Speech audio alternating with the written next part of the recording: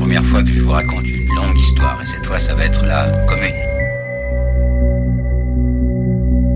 Je voudrais d'abord vous apporter quelques citations. Il y en a une de Chateaubriand qui est dans les Mémoires d'Outre-Tombe et qui m'a toujours frappé. Il dit « Faites attention à l'histoire que l'imposture se charge d'écrire ».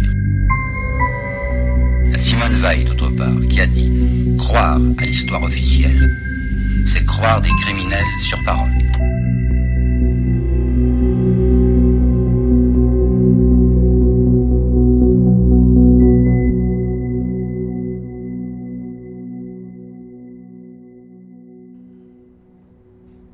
Moi, je sais pourquoi vos parents veulent pas que vous sortiez quand la nuit tombe.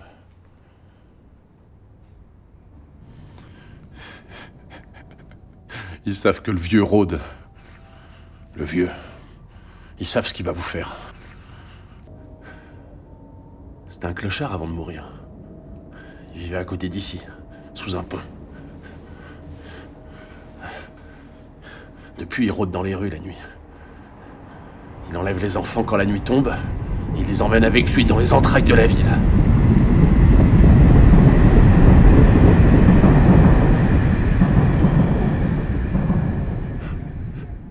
Il déteste les enfants. Il les prend, il les écrase. Dis n'importe quoi.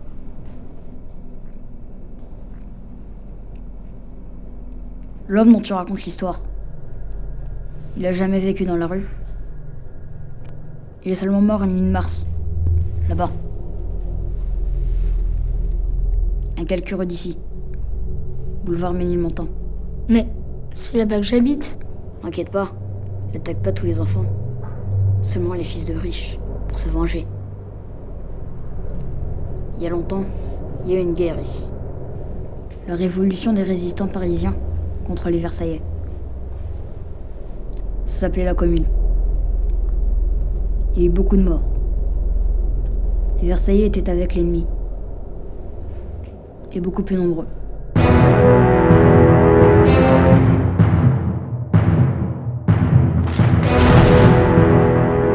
Les communards étaient allés jusqu'à Châtillon. Alors, ils décidèrent de marcher sur Versailles. Mais les Versaillais les repoussèrent dans Paris. Certains communards prirent la fuite, mais pas Émile Victor.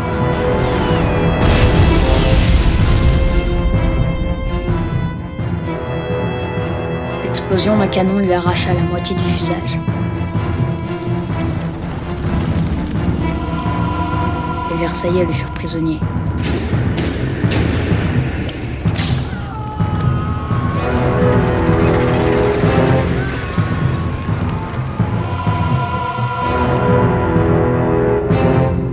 Ils laissèrent sa blessure pourrir pendant 8 jours. Comme il ne parlait pas, les Versaillais envoyèrent leurs enfants pour le finir à coups de bâton.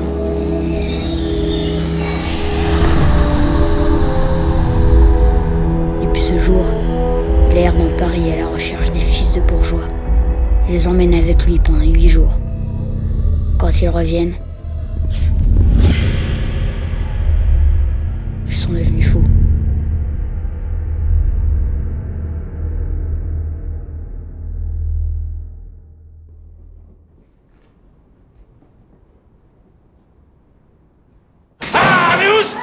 Foutez-moi le camp, nom de Dieu! Sale gosse! Vous êtes ici chez moi!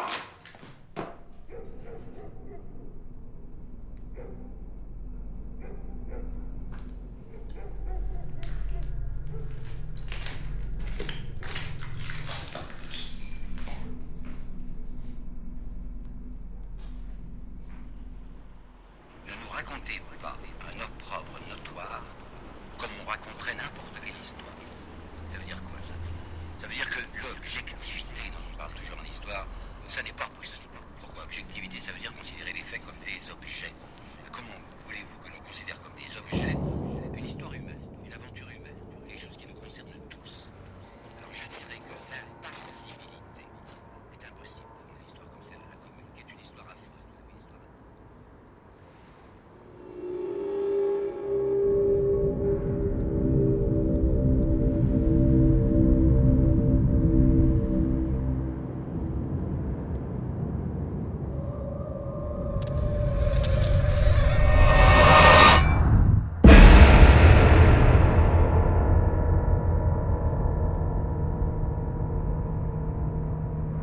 fait comme tu m'as dit. Je leur ai raconté ton histoire. Aide-moi. Aide-moi à ne plus avoir. Je veux plus avoir peur.